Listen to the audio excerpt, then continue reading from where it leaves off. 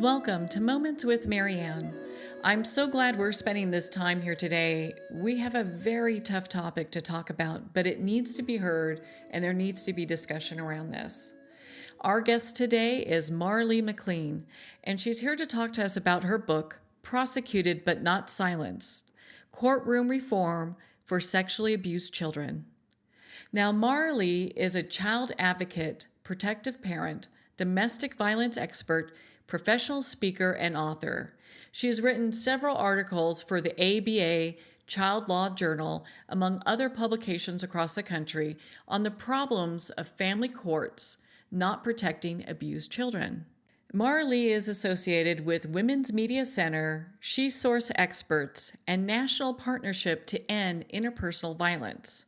She presents at conferences across the country on these topics, including law schools, and as a spokesperson for Protective Mothers. So let's welcome to the show Maralee. Thank you, Marianne. It's my pleasure to be here. It's such a pleasure to have you here. And my goodness, I mean, your book, it just broke my heart to read it. I mean, I couldn't put it down once I started reading it. And it's a tough read, but it's a discussion we need to be having. Absolutely. It's very important that society gets what is happening in these kind of cases. And I'm not alone. There are thousands of them. Mm-hmm. Well, and your subtitle for your book is Courtroom Reform for Sexually Abused Children. And I was shocked to learn of the things that our courts are not really stepping up or taking charge of when it comes to child sexual abuse. And so, we'll kind of go there in a minute, but I want to talk a little bit about how this journey started for you. It started many years ago, so this is a case that was over 25 years ago, and my daughter was only 2.5. I was divorced. I had full custody of my daughter, and I had been in a domestic violence marriage, had gotten out when my daughter was 6 months old, and the abuse came prevalent at about 2.5. She disclosed sexual abuse by her dad in front of a friend of myself and the daycare provider. So I didn't, naive to all this, and long before you heard about sexual abuse on TV or cases about it like you hear every day today, I just thought the system would work and do the right thing and protect my child. And little did I know what I was in for. And so once it was disclosed and it went to social services, time and time again, no matter how much she told or what happened to her in detail, I lost her or they gave her more time with her father. And that's prevalent in all these cases. So that's why I keep repeating all these cases, because I really want the public to know, because obviously this is what I do now is as an activist is trying to help other mothers and children. So it could happen to you. It could happen to anybody. I was absolutely floored to hear that the courts would actually not only not prosecute the father, but not they're still giving the child who's being sexually abused to the dad, and it was heartbreaking just to hear what was going on. And she was Amy was very big as far as being able to. She used pretty good language and being able to explain what was going on with her more than you would think, Yeah, I really, she was very articulate at a young age, and I don't think, he even thought she would be able to disclose the way she did. And she was very brave as a little girl coming forward like that. I mean, she continued to tell policemen, doctors, social workers, psychologists. She told family and friends she wanted to be believed, and she told everybody. And it was not something that wasn't coached or rehearsed. I mean, I had the top doctors in the state of Colorado, Children's Hospital. At this point, by the time she was 4, she had physical evidence. And they wrote a letter to the judge saying, please contact us concerning the abuse of this child. And the judge threw that letter out. And it wasn't one judge, because I had 7 judges. So every judge rubber stamped what the previous judge had done. And a lot of this is taking place, and I don't know, Marianne, if you caught that in the book, where Parental Alienation Syndrome, PAS, by Richard Gardner was brought into this. And that's really where this took hold in the 80s, where all these women start losing custody. And today they still use that theory, which is debunked, or it's junk science, it's according to the AMA or the APA, American Medical Association, or the American Psychological Association. However, they still use it. And that's why a lot of these women are losing their children to the abuser. So they call it the one thing to use for a father to want to get custody is to use PAS or parental alienation in order to gain that child. And a lot of these guys are domestic abusers. Yeah, where they continue the abuse and they're getting away with it. Yeah. Yes. And so with the PAS, that's pretty much the dad saying, well, I'm being separated from my child, right? Yeah, they use the fact, Richard Gardner started this theory, as I said, in the 80s, and he self-published his books, and he sent them to every court in the nation. And in his own books, he states we all have some pedophilia within us, that it makes little girls and little boys better sexual partners, and that it's God's will, so things that are just very sick. And his theory took hold that if a woman's bringing this up, then jail this mom, gag this mom, shut this woman down. Well, we've had national studies where it's only 2% of false allegations. Most women that come forward on this issue of their child being abused, they're coming in good faith. They're just trying to protect their children. And so trying to find help for that, yeah, they're getting punished for that, and they're being gag orders, and they're being jailed for just trying to protect their children because they, won't stop. Obviously, a mother is, going to go after, like I always said somewhere, I said in my book, a mother's first instinct is to protect her child. And when the means of power to do this are stripped unjustly from a mother, there are no words to describe that constant heartache that's felt as each day passed by. This pain for these women and these children being taken from that sole caretaker, that one that's trying to protect them and help them, is the ultimate of abuse. And not only that, it's just a re-victimization over and over again through our court system. Mm-hmm. And it's a lack of education. Well, obviously, every court system in the U.S. needs to read your book, Prosecuted yes, but Not I feel Silent. That way. They really should. I mean, if they're in the judicial system, if they're police officers, whatever the case is, if they social workers, they really need to pick up this book and read what the reality is like. Yeah, because we are jeopardizing generations and generations of children.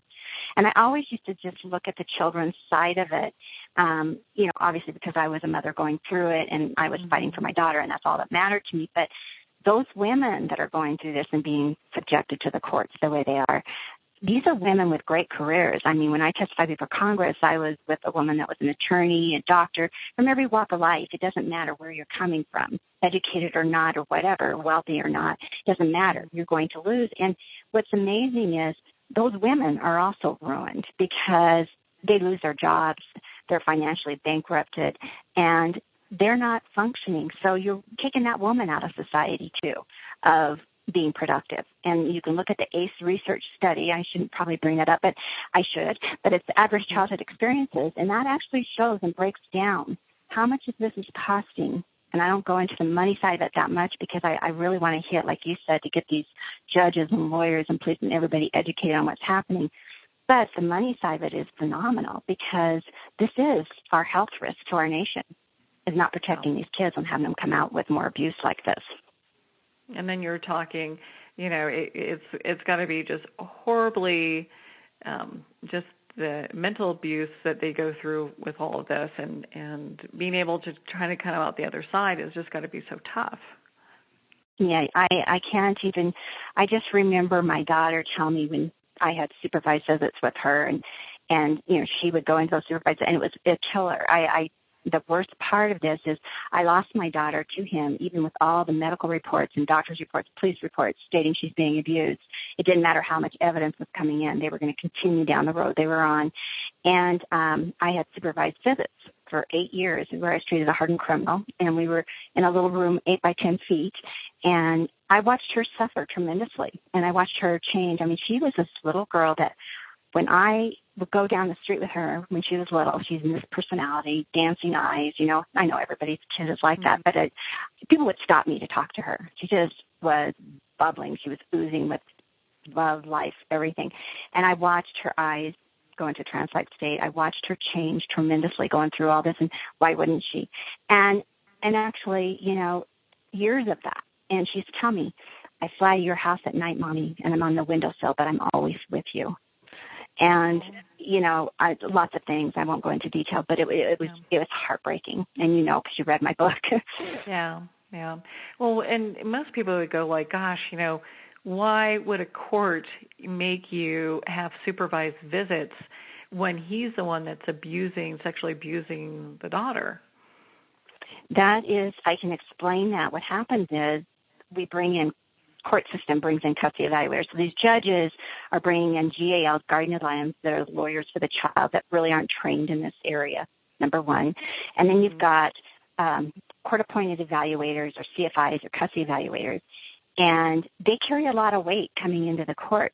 So if that judge is ignoring evidence that should be allowed in the courtroom and those custody evaluators aren't bringing in that evidence either, even if the judge gets it, he still didn't do anything in my case. None of them did. Mm-hmm. But the bottom line is these evaluators, according to Dr. Saunders' study, which is with the Justice Office, states that there's lack of training here for these people. I mean, they're not trained in how to handle this. Like domestic violence is usually, like I said, in most of these cases, and then it moves into abuse of children. That right there should put an alert to the judges, to the guardian ad litems, to social service, to anybody that's involved in these cases to understand how that works. These guys are masterminds at what they do. They're educated. Not all these guys. They're abusing, but they're masterminds at manipulating, and they manipulate the system on top of it. But for them to ignore all that is still unbelievable to me, and they did, and it turned it around onto me because, in the best interest of the child, it's the parent that's more able to nurture the relationship with the other child. And in my case, obviously, I was not able to nurture the relationship with the father and child. I didn't want her with him. I wanted her safe. So I was the bad parent because of that. It's as if abuse wasn't happening. Yeah, and we talked about this just a little bit earlier, before we started our interview here today. But it's amazing that the courts, they're not looking at the sexual abuse as a crime, and it is a crime. Absolutely. I mean, the DA in my case admitted, as you know in the book, that he believed my daughter was being abused. And let's see what that lower court judge does. But if he takes that child away from you, we will step in to do something. And he never did. And so, this doesn't belong in family court. This is an evidentiary hearing in family court. You don't bring in, the evidence doesn't come into account. That belongs in criminal court where they actually go in and put the evidence there. So those police reports and those doctor reports come in. Judges don't even want to hear that. And family court judges are only on the bench, some of them, for 2 years. And they're not trained. They don't have any training on abuse or domestic violence or any of that. And they don't really want to hear it anyway. And then on top of it, it's criminal, and it doesn't even belong there because obviously you've got to be able to prove it beyond a reasonable doubt in criminal court. And a lot of these cases, you won't have enough evidence to prove it in criminal court. So, there's a lot that needs to be done here to change the system and to make a difference in what's happening out there and the destroying of the lives of the children that are being destroyed. Yeah, I mean, I think the court system needs to take a hard look at how they're handling these cases and make recommendations to criminal courts to see about having, at least justice done for the child and at least have the child be in a safe place. Absolutely. I think, go ahead. Sorry. No, please go ahead. No, I just was thinking that there's nothing worse for a child to disclose like these children are doing or like my child did. Mm-hmm. And then to believe in that one parent that's going to protect them or that one person that's going to protect them and not understand. Like my daughter used to say to me, Mommy, how come no one believes me, Mommy? Why do I have to go to my dad's? And, how do you explain to a child, who are the good people, Mommy? Who are the bad people? She just couldn't understand why nobody was helping her. Yeah. And I think that in alone, the trauma of abuse is horrific. Obviously, we all know that by studies and what happens to people that have been sexually abused or abused like this, and then for them to go on in life. But a child that had a mom fighting for her like my daughter did, and then the trauma of the system on top of that is just ultimate of abuse, because it's, like we said, a double whammy. She's too little to understand what's going on, but she knows she has to see her mom in a supervised setting for 8 years, and she can't come home to her home. She loved her home. She's not allowed to see any family or friends. Anybody close to her, she was cut off from. So she was pretty much isolated. Mm. Well, and really the justice system, the court system really did fail Amy in all of this. Absolutely. They sure did.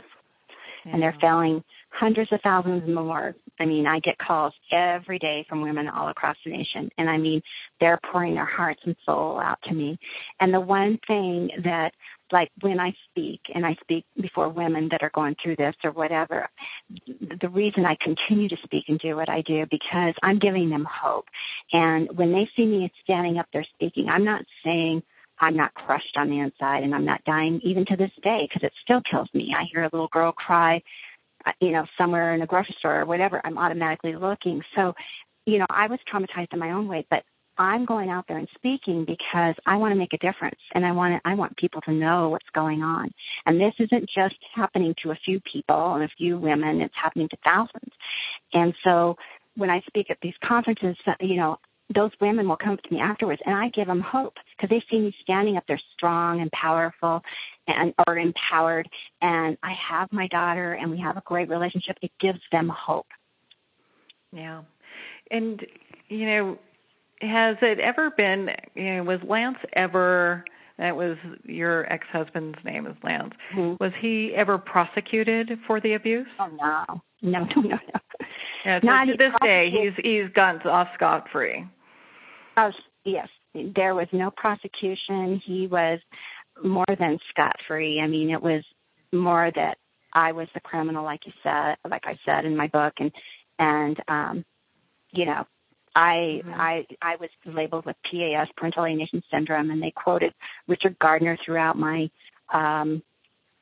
my court hearings. And one thing was, and I did have a lot of news media coverage on my case. I wasn't one that sat silently. I had, once I lost her, it was like nothing was going to stop me. I went to the governor of Colorado. I went to Washington, D.C. I lobbied. I never stopped turning over every stone to get her home and to protect her. And I had a rally at the Capitol, a national rally, where women came in from all across the nation, mothers. And then also the woman that had the rally with me was a big attorney out of New Jersey. And she was a domestic violence survivor herself, but she started a clinic for National Center for Protective Parents. And I contacted her, and she kept getting calls from mothers like myself, and she thought they were all crazy. And then she realized what was going on. She wrote a lot of papers on this issue, and brilliant woman. But when we had that rally at the Capitol, I didn't know I was going to lose my daughter. I had that plan for 6 months, and it was really difficult to pull all that together. And I remember getting up on the Capitol steps to speak, and it wasn't even my voice speaking. It was like I didn't even have a speech ready. I'd been speaking at law school, but I just kind of ad-libbed. But it was coming from my heart and my soul and all the news media there. And I thought that day that we were going to change the system, that there was enough out there that I would get my daughter back and they would know what they'd done wrong, and this was enough evidence to get out there that would change the system. And going on CNN International News maybe 6 years later, they did an excellent piece on this, on PAS with Richard Gardner, and it was the only piece I've seen out there with him actually on it. And he committed suicide maybe 10 years ago and stabbed himself in the upper part of his chest and body, which is really crazy. It shows how competent he really was. But the bottom line is that piece was excellent that CNN did. They did a great job, and they covered everything. And there was another mother on there with me, did both of our stories. And it was an incredible piece. And that was 94, and we're in 2018, and this is still going on. So we talk about Me Too. This is Me Too. Yeah. I just can't fathom that. It's like that kind of legislation is, and those laws are still in the Stone Age. It's the court system obviously needs to have some new laws put in place when it comes to these kind of things. And is that part of what you're fighting for? Yeah, all of it. I believe, a lot of us are working on legislation and trying to change the laws and whatnot. But even in Colorado, we have in the best interest of the child statute, I went to lobby on this bill for a long time and got it in there that if there's domestic violence and child abuse or child sexual abuse, you have to look at that first in the best interest of the child. But that's still not happening, even if that's in the law. The real part comes to the education. It comes to going way back. If you really go way back where fathers, didn't really have custody and women were now going in the workforce and both were, this isn't about a custody issue. That's where they really get hung up on, because good parents will work out the relationship with the other parent, even if they don't really like them, to make sure, because they love their kids, they're going to make sure things go the right way for their children, whether it's the mother taking care of the children or the father. It's really what's best for the children. But when you're in a custody case like these what they call them contingency cases, but they're really not. They're abuse cases. And when there's abuse going on, there's no better way for this abuser is to go into the court and fight that way, especially if there's abuse going on. Court's not going to look at the abuse. They're just looking at that woman as a vindictive ex-wife, or that they'll label her with PAS, or they label these women with all kinds of weird stuff. And it's judges not educating themselves on this. There's no real training. So what we're doing right now, I'm working with an organization called Fight Back Foundation, and we're collaborating with Darkness to Light, which is an organization that has probably 10,000 facilitators across the nation, and they're in 17 countries.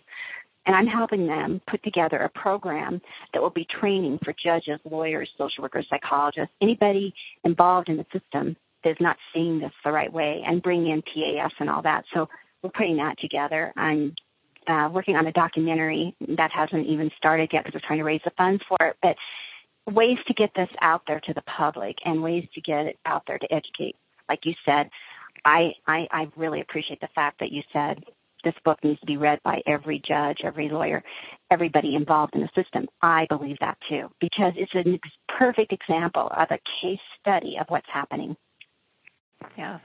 I mean, and what I find just so appalling, it's not like that both you and Amy weren't expressing what was going on. I mean, you were doing it over and over again. There were countless people that saw what was happening, and not one of them really, I mean, not until towards the later part of it, but not you didn't get people that were standing up and really, being the advocate for Amy.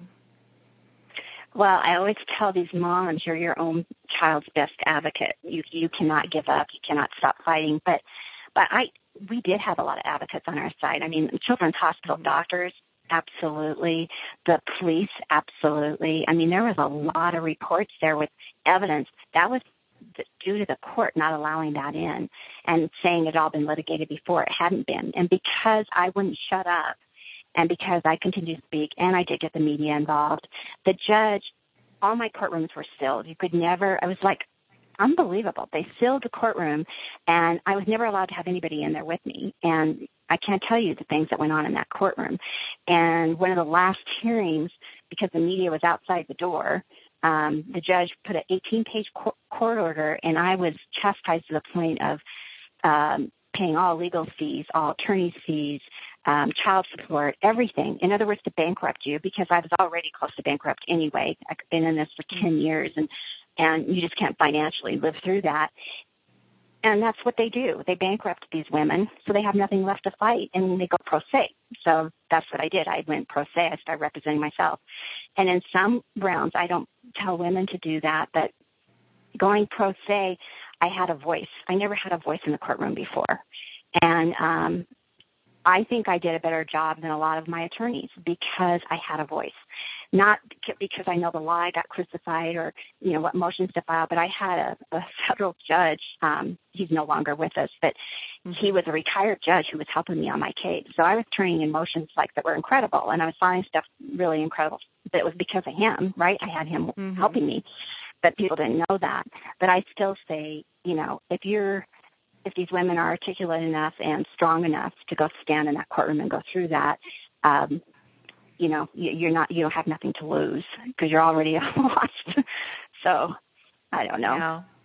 Yeah. I mean, I just think that you're so courageous, because you've walked such a difficult path. Most people can't even fathom the path that you've gone through, especially when you talk about, after you get married and the initial abuse started, and it, just kind of, a lot of women, and this is kind of part of the Me Too movement, when we talk about just abuse, sexuality, I mean, it touches so many women that most people who read your book are going to be able to go, gosh, you know what, I can relate to that a little bit.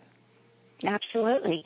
I came from a background of a really happy-go-lucky family. I just had a really good upbringing, and I believed everybody was pretty much good. I just didn't see the bad in people. And, he came across as wonderful. And I think that's what these young girls I would really like to start speaking at colleges for these young girls, because that's where it starts. You make that mistake in the beginning. And, back in my day, we had no red flags for domestic violence. I thought you had to be beaten to a pulp to be domestically abused. I figured you had to have black eye or whatever, But that isn't what it is. There's emotional abuse. There's coercive control. There's all kinds of other abuses going on. But I had all of it. I had the physical. I had all of it in my marriage. And I would have never dreamed that I would be in something like that. And I was such a strong woman. I was very independent. I was more of a tomboy when I was young. I had 3 older brothers. So I grew up, believing women were equal, even when I was young. So I maybe was a feminist before I even knew it. But it was weird because I got caught up in that. And there's the good. Those men can be so good, and they're narcissistic, but they're so loving and kind and good, and you just see that good, and then they can turn and within 2 seconds be this my ex's eyes would go into very clear blue, scary eyes. I mean, within seconds, and you knew. Yeah. And I was walking on eggshells. So, I didn't know, but I would have never dreamed he would have ever hurt my daughter. Really, never. That was one of the reasons I married him, is because I thought he'd be a great father because he was so good with little kids. So, these women, young girls, need to watch out with who they marry. They've got the red flags there that I didn't have. And when you see those, I say run. Just run. Well, and it's interesting. I mean, and I don't know what his diagnosis was. I know there was a couple that were listed, but I have talked with people. We've had authors on here before that talk about psychopaths, and they can be very charming and very sweet, and like the man of your dreams or the person of your dreams. And and then when they feel that they have that sense of control, then it switches like a light switch. Exactly. And if they think they're losing that control of you, it switches too. Mm-hmm. I think there was a part in my book somewhere that I wrote exactly about that. It was an article. I think it was by Robert Hare. I don't remember. You probably read it, but it was something to do with how I wrote that down. I copied the article. I was only 21, and I copied that article. And then below it, it stated the narcissist, the psychopath, the sociopath, what you're dealing with. It was everything I was dealing with. And I said, what would you choose, Maralee? Don't you want a normal man versus this? And I kept that in my drawer all those years, and I put it in my book because I think a lot of women will go, yes, I see this. I saw it, and I was still with this man. So you wonder why these women don't get out. I'm one of them. I thought I was really strong and would never put up with anything. It's scary, too. I mean, it's a scary thing. It's not like you could just leave because, for people who are sociopaths. I got out very carefully when I left him. I didn't know the stuff women know today, but I knew to be very careful how I did it, and I was. I was very, I did it in a really nice way, and I was very careful. Everything was very planned because I was afraid of him, very afraid of him. Yeah, because it really is just, you've got to be, especially if they're, if they're suspected sociopaths. I mean, if they feel like they're being attacked in any way, they'll never let you go, and that's kind of what ended up happening with you guys. I'll tell you, Marianne, I felt that way so much when I actually left him and got away from him. I felt like I'd had a ton of bricks lifted off my shoulders. I felt for the first time free. I didn't even realize how much I was under that whole time. I didn't even realize it. But I still didn't think it would go to where the abuse of her. I would have never. That's just a whole other part of this. Not every abuser is going to do something like what he did. No, but it's definitely something that needs to be talked about, because when it does happen, we need to make sure that our courtrooms are looking at this with the correct light. They're not using old, outdated, obsolete data that has nothing to do with really, children that are being sexually abused.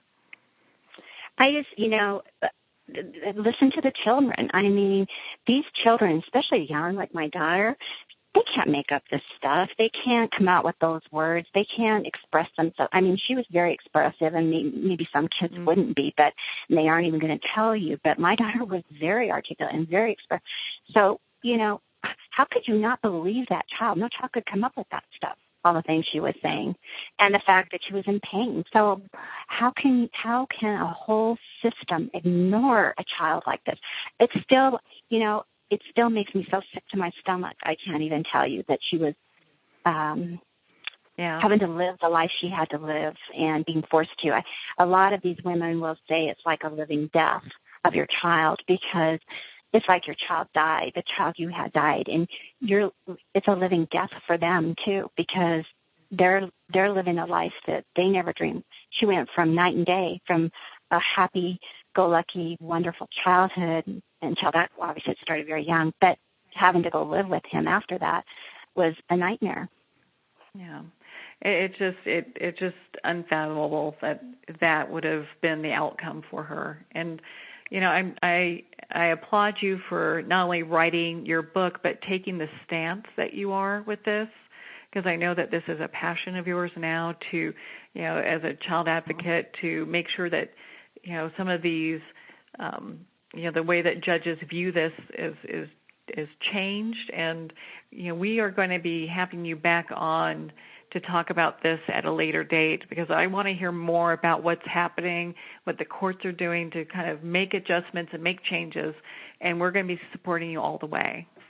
Oh, wonderful. I really appreciate you, and I'm very happy that we were able to connect. So thank you so much, and I appreciate your support in any way I can, and I know the rest of the women and children out there will too.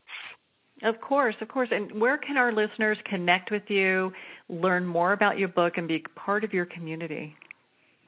I have a website. It's Maralee, Maralee. McLean is McLean.com.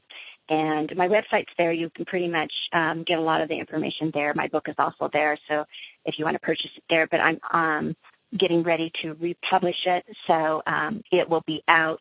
You can pre-order at any of your, any bookstore, your favorite bookstore. You can pre-order it. And you can also get it off my website right now, the ones that I have that you just read. Yeah, a fabulous book, Prosecuted but Not Silent. It is a read that will make you cry, but it's something that we need to all be passionate about and see about changing this dynamic, because this cannot be happening, especially, this is 2018. I can't believe that the courts are running with Stone Age material. They need to be updated. They need to be looking at these children, because these are people who are going to be part of our community, and we need to make sure we do everything we can to help everybody. Absolutely. Yeah. There was one thing I was going to say, that as women, I was at that rally for the March for Women, and anyway, what I'm thinking is I stood across the Capitol steps, and I was envisioning that rally that I had at the Capitol in 1994 when the VAWA Act was passed, and how we were pushing forward to make this change. And we're in 2018, and we're no further. And the other thing is that if women think we're equal, we're not even close when we can't keep our children safe, and we can't. So I think all women need to think about that and come together on this whole thing. Yeah, we definitely need to take another hard look at what's happening there. Well, Maralee, thank you so much for taking the time to be on the show with us today and sharing. It's a tough subject, but it needs to be had. Thank you so much for taking the time to be with us here today. Oh, I thank you, Marianne. I really do. So thank you. Well, thank you, Maralee. It's been such an honor to have you here. and of course, raising this very important topic. We need to take a deeper look at what's happening in our court system with our children. And I urge all of you not only to purchase Maralee's book, Prosecuted but Not Silenced, but also join her on her community and her website and see how you can get involved at MaraleeMcLean.com. Well, we're at the end of our time today. I would like to thank everyone for tuning in. You're listening to Moments with Marianne. And remember, make every moment count.